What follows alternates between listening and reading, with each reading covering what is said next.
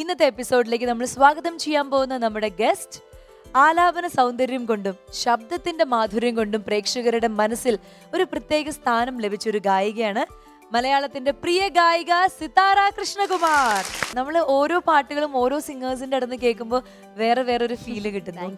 അപ്പൊ പ്രേക്ഷകരും ഹാപ്പി ആയിട്ട് ഇരിക്കുകയായിരിക്കും, നമ്മളും എല്ലാവരും ഹാപ്പിയാണ്. ഇനി വരാൻ പോകുന്നതും ഒരു പാട്ടുകാരിയാണ്. അപ്പൊ വീണ്ടും നമ്മള് സംഗീതപരമായ ഒരു യാത്രയിലേക്കാണ് പോകുന്നത്. അപ്പൊ നമുക്ക് വളരെയധികം സ്നേഹത്തോടെ സ്വാഗതം ചെയ്യാം ഹർഷ രാകേഷ്.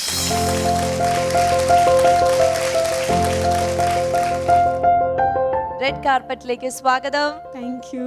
ഓക്കെ, അപ്പൊ എന്തായാലും ഞാനും സിതാര ചേച്ചിയൊക്കെ ഇവിടെ ഉണ്ട്. ഞങ്ങൾക്ക് ഒരുപാട് സന്തോഷമായി. പിന്നെ വേറെ എന്തൊക്കെയുണ്ട് വിശേഷം? നല്ല വിശേഷങ്ങൾ, സുഖമായിട്ട് പോകുന്നു. നല്ല വിശേഷം. സ്നേഹമുള്ള ഒരു ഹസ്ബൻഡിന്റെ ഫാമിലി, അവരെല്ലാവരും വളരെയധികം സപ്പോർട്ടീവ് ആണ്. നിങ്ങളുടെ ലവ് മാരേജ് ആണെന്നാണല്ലോ നമ്മൾ അറിഞ്ഞത്.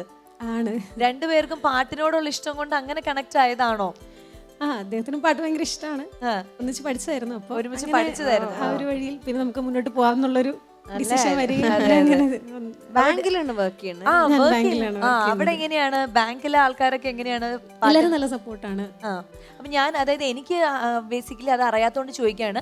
ബാങ്കിലൊക്കെ ഇങ്ങനത്തെ ഈ വർക്കുകളൊക്കെ ചെയ്യാനായിട്ട് കംഫർട്ടബിൾ ആണോ ഹർഷ? കംഫർട്ടബിൾ ആണ്. അവിടെ നമുക്ക് വിഷ്വൽ ഇമ്പയർഡ് ആയിട്ടുള്ള ഒരു കമ്പ്യൂട്ടർ ഉപയോഗിക്കുന്നത് സ്ക്രീൻ റീഡിംഗ് സോഫ്റ്റ്വെയർ വെച്ചിട്ടാണ്. ഈ സോഫ്റ്റ്വെയറിന്റെ പ്രത്യേകത എന്താണെന്ന് വെച്ചാൽ നമ്മൾ ഓരോ കാര്യങ്ങൾ ചെയ്യുമ്പോൾ അത് തിരിച്ച് നമ്മൾ എന്ത് ചെയ്യുന്നു അതെല്ലാം തിരിച്ച് സ്ക്രീനിൽ നിന്ന് നമുക്ക് ഫീഡ്ബാക്ക് കേൾക്കാം. സ്പീക്കറിലൂടെ നമുക്ക് കേൾക്കാം. അപ്പൊ അങ്ങനെ കേട്ടോണ്ടാണ് നമ്മൾ കാര്യങ്ങൾ ഹാൻഡിൽ ചെയ്യുന്നത് അല്ലേ?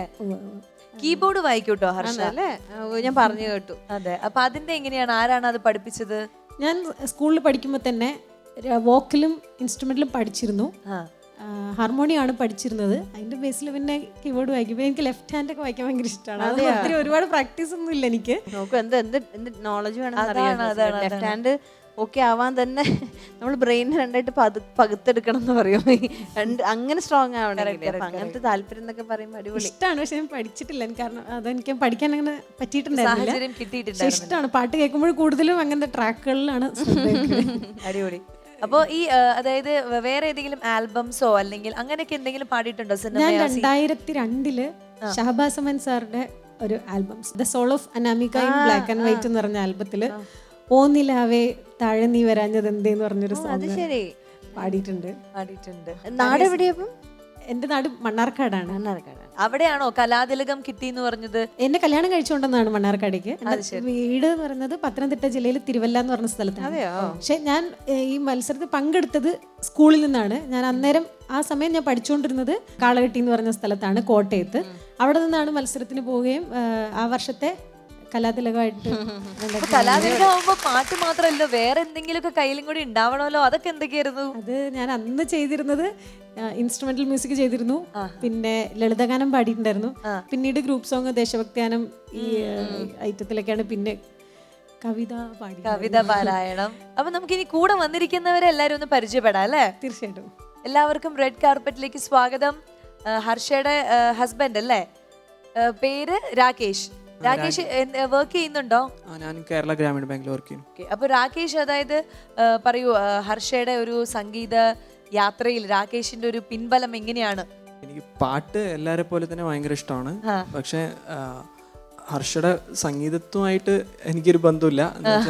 ചെറുപ്പം മുതലേ ഹർഷ പഠിച്ചു വന്നാണ്.